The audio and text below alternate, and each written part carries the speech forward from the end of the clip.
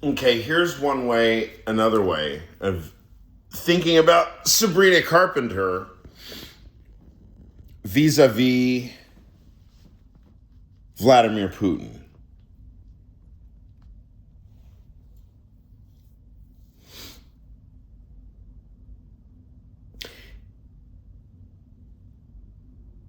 It brings to mind a kind of haiku in wrong syllables that that some things like this sometimes come to me.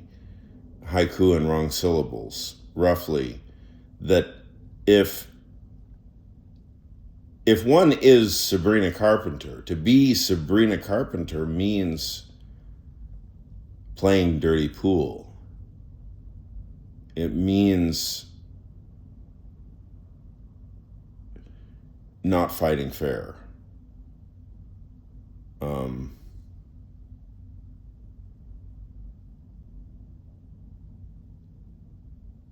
All of that in quotation marks. I cannot help but think of now Professor Nietzsche, how he would, I think that Sabrina Carpenter would really threaten him. Yeah, boy, was he tortured about women, and so worried for posterity. And just being so honest at the same time and so transparent about it all, and just living in this kind of situation with, who was it? Paul Ray and Lou Salome. Is it Paul Ray? I get all these names, these Nietzsche associates mixed up, but yeah, boy. I mean, it's interesting to, think about that. On the one hand, his mind was capable of being very, he's like, from my perspective, where I'm like a living example of Neoteny, neoteny, the preservation of, youthful characteristics or something, youthful features. Not features. I'm not talking about looking young. No, I'm talking about immaturity.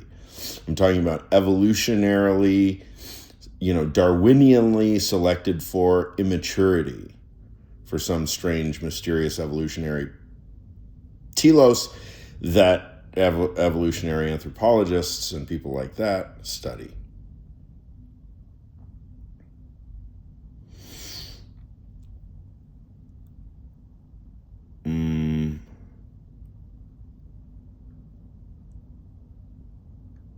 So very advanced mind, precocious from my perspective, very advanced very early on, but most, we're kind of the historical aberration. We're kind of idiots compared to the classical standard. Is like, probably have all your, if you have access to education and the right environment, you probably have all that stuff nailed down by mid-adolescence, whereas in our culture, really classical learning only starts once you're an undergrad,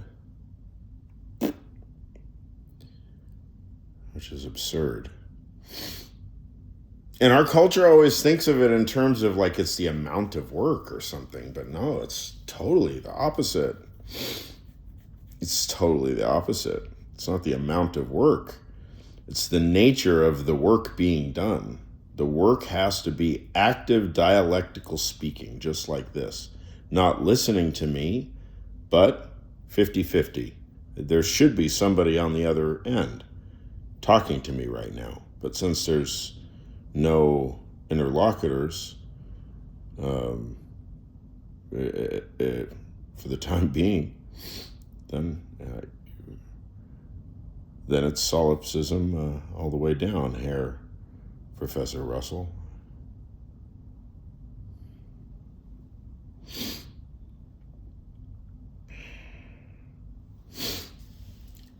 Sabrina Carpenter would make a dynamite president because she is kind of the ultimate honeypot.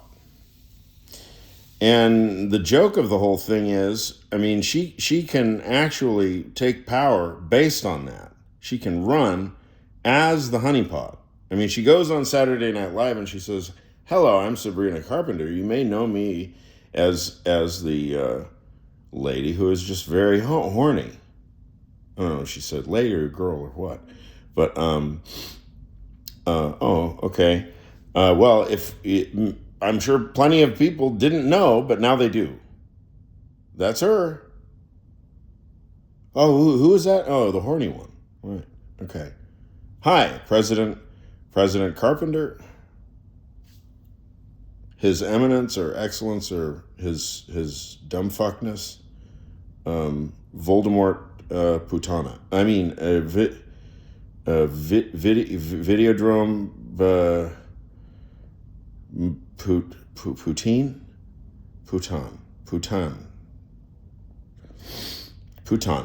Putana. Putana is like,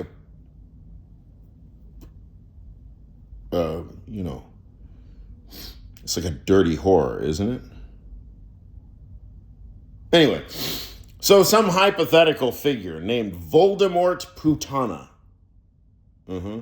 And sitting across from a fictitious mythological figure named Ursat's Sabrina Carpenter Prime. And that's Carpenter, not with a T-E-R at the end, but with a T-O-R at the end. So it's Ursat's Sabrina Carpenter Prime. Okay, so this is all just completely fictitious discourse about two fictitious individuals. And that is so we keep VX nerve agent far away from Sunset Parkia. Capisci? Voldemort Panayotopoulos police? Fuck the police. Fuck the police!